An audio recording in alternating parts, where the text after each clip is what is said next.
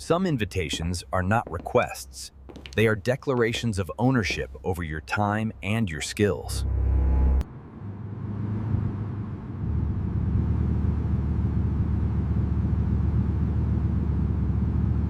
Every turn takes you further from your world and deeper into theirs, a place where normal rules cease to apply.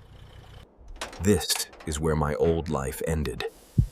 My new purpose was about to be forged in their desperation. The air is thick with the scent of antiseptic and fear, a dangerous combination. They look at me not as a savior, but as a tool, a specialized instrument they've acquired for a critical task. His life isn't just flesh and blood. It's the keystone holding their entire criminal enterprise together. He doesn't ask for my help. He assesses my capability. To him, my hands are either an asset or a liability. Their loyalty is absolute, not to the man, but to the power he represents. A power I'm now tasked to preserve. He calls it an accident, a euphemism designed to maintain a thin veneer of civility in a world of brutality. They provide the bare minimum, yet they expect a miracle. A classic psychological power play. This is the first step of compliance, accepting their terms, their tools, their control.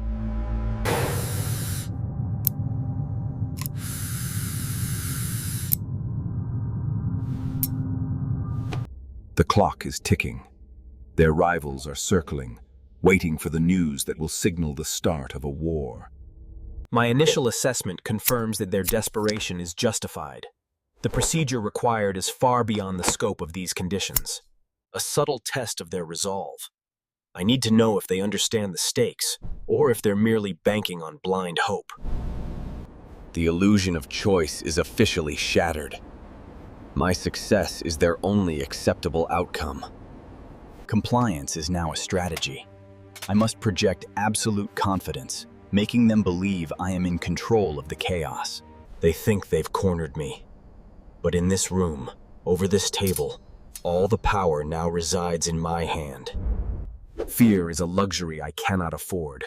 I must become as cold and precise as the steel I'm about to use. They told me it was a clean shot. Amateurs. The entry wound is a lie. The real damage is hidden beneath. These are not surgical instruments. They are relics from a butcher shop. My success with these will seem like a miracle to them. Look at them. Desperate men clinging to a fading hope. Their fear is a tool I can use to control this room. They offer me a plier. The absurdity is almost amusing. They have no concept of the precision this tutwat requires.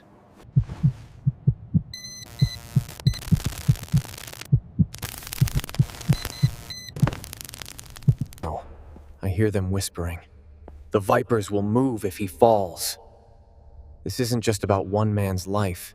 It's Mentally, I'm already inside, navigating arteries and damaged tissue. The operation is a chess game against death itself.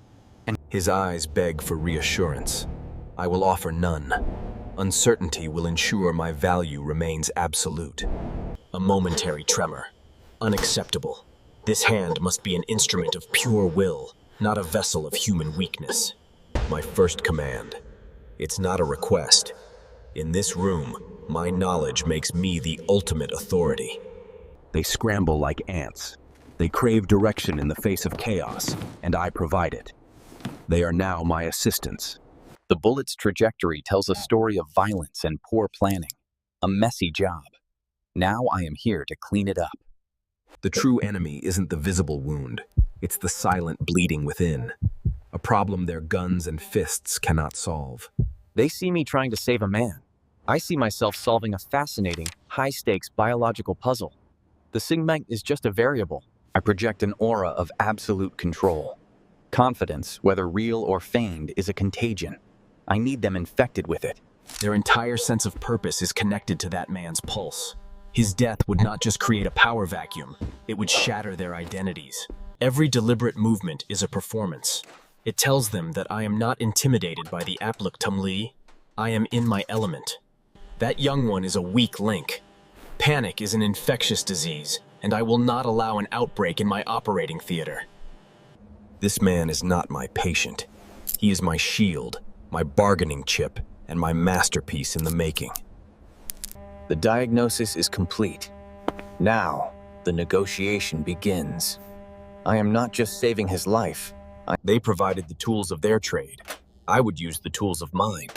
In this room, my expertise is the only currency that matters. Patience is not a virtue in their world. They expect results, not excuses. Every second I delay is a test of their fragile restraint. This silent nod is the real contract. His life for mine.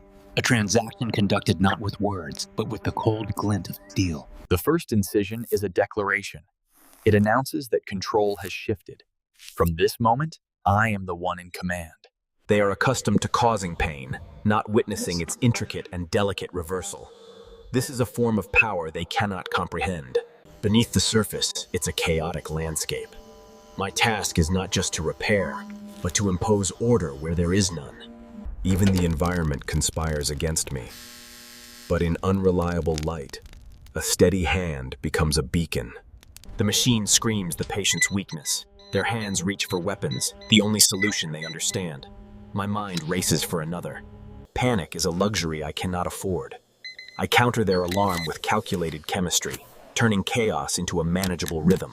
Fear has momentarily been replaced by respect. They are beginning to see that my weapon is far more precise than theirs. Now, the real performance begins. The stakes are no longer just life and death, but power and territory. Every suture is a carefully chosen word in a negotiation for survival. Each knot tied secures my own future.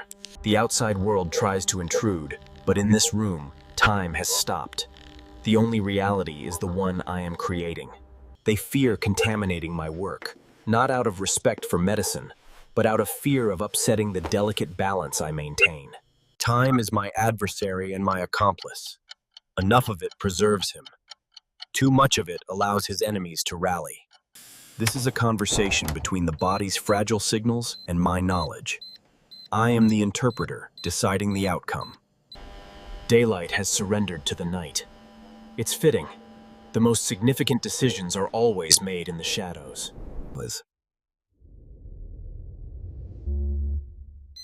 The critical choice emerges. The slow, certain path. Hesitation is a confession of weakness. I chose the path of audacity, forcing fate to comply with my will. He doesn't understand the medicine, but he understands the gamble. He is witnessing a master at a different kind of high-stakes table. The first incision is not just a cut, it is a declaration. You are now the arbiter of this man's life. They react to blood with primal fear. They fail to understand it's a necessary part of the process, a variable to be managed, not feared. Their anxiety is palpable, a contaminant in the air.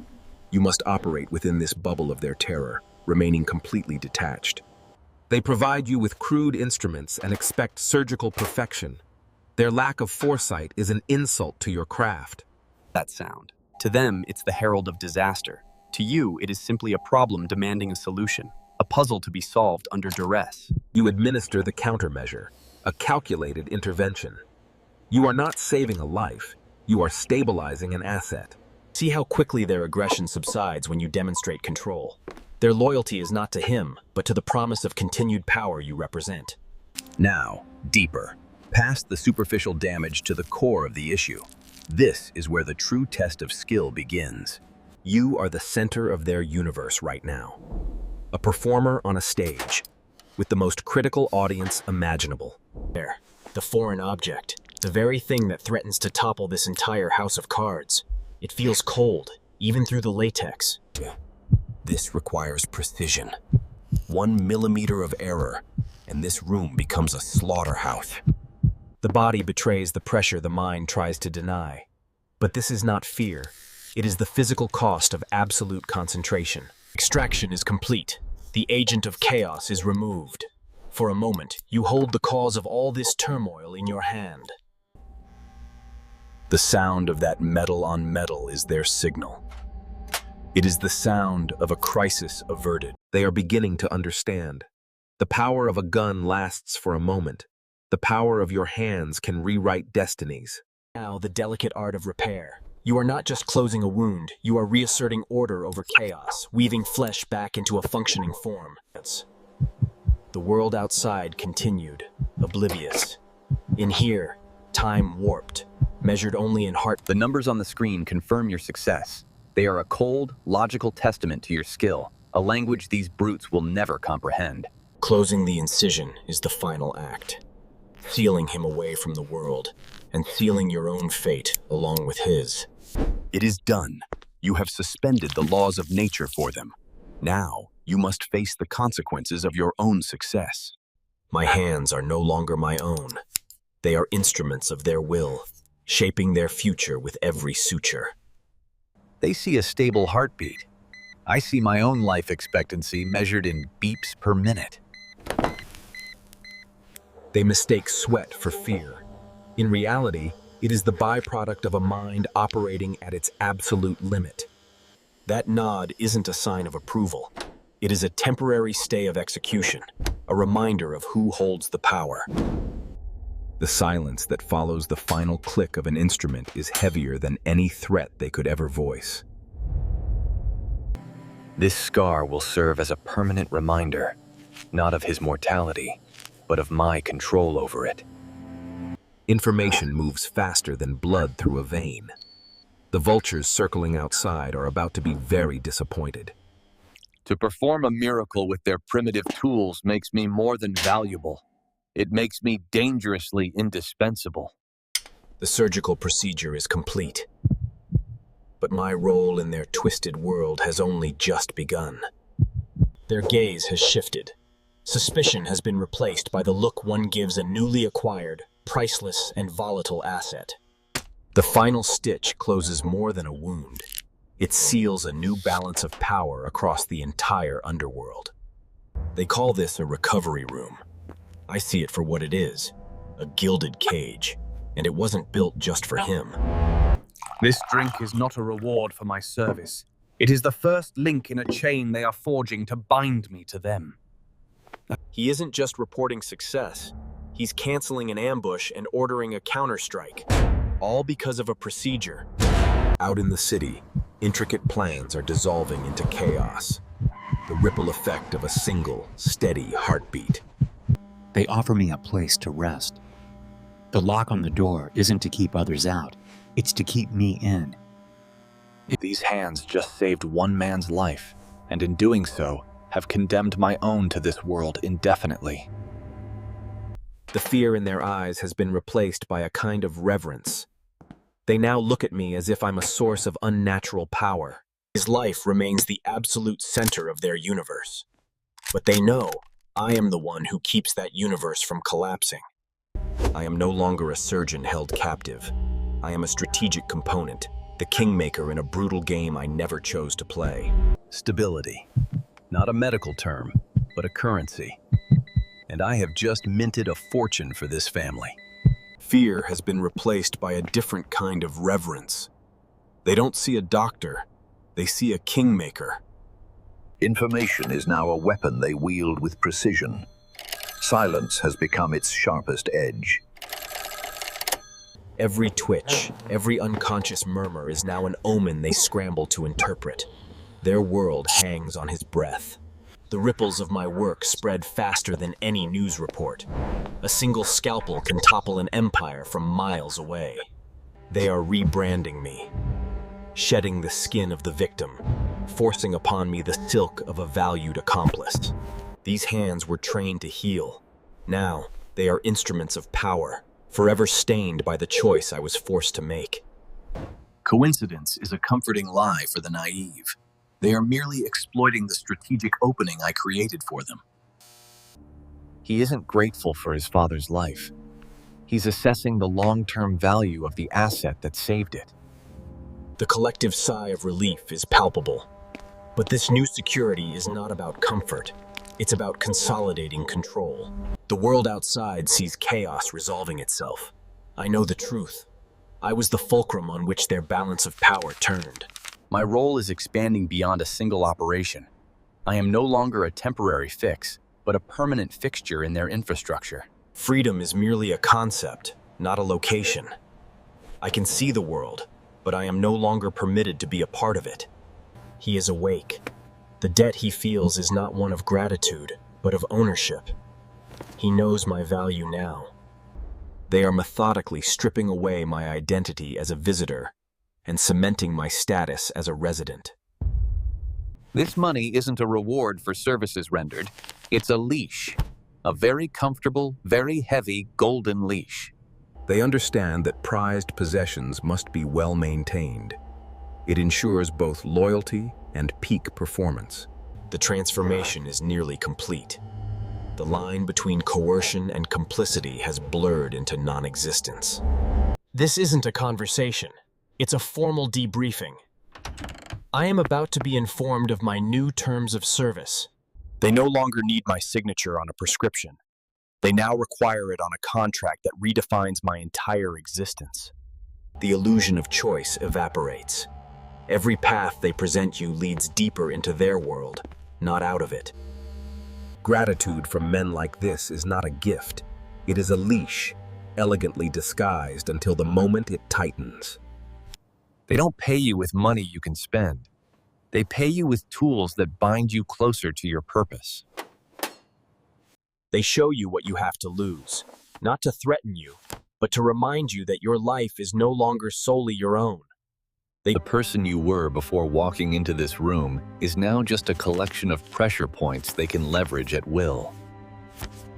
They call it an arrangement, a beautiful word for a beautiful cage, where the bars are forged from your own indispensability. In a world built on power, your unique skill is not a key to freedom, but the very reason for your imprisonment. They provide you with a state-of-the-art facility, ensuring your talent can be deployed with maximum efficiency for their gain. They systematically replace every piece of your old life until the reflection in the mirror is a stranger tailored to their needs. The most effective form of control is making you believe their decisions for you were your own inevitable destiny. They isolate you, curating your connections until their circle is the only one you have left to turn to. You are now an asset, a tool, respected for your function, but never truly trusted, for you are not one of them. Your purpose is clarified with chilling simplicity. You are here to maintain the health of the machine, one cog at a time. Compliance is a slow poison. It starts with one forced act and ends with voluntary servitude. There is a strange peace in accepting the unacceptable. The struggle ends, and the role begins. You exist in the periphery, a specialist held in reserve. You are the secret weapon and the ultimate liability. They normalize the abnormal, integrating you into their operations until patching up bullet wounds feels like routine paperwork. Physical chains are crude. The heaviest shackles are the ones forged from responsibility and a carefully crafted dependency. They don't destroy your old life, they just make it impossible to return to. A ghost haunting a past you can see but never touch. The final stage of submission is not fear, but function. You stop questioning the morality and simply ask for the next task.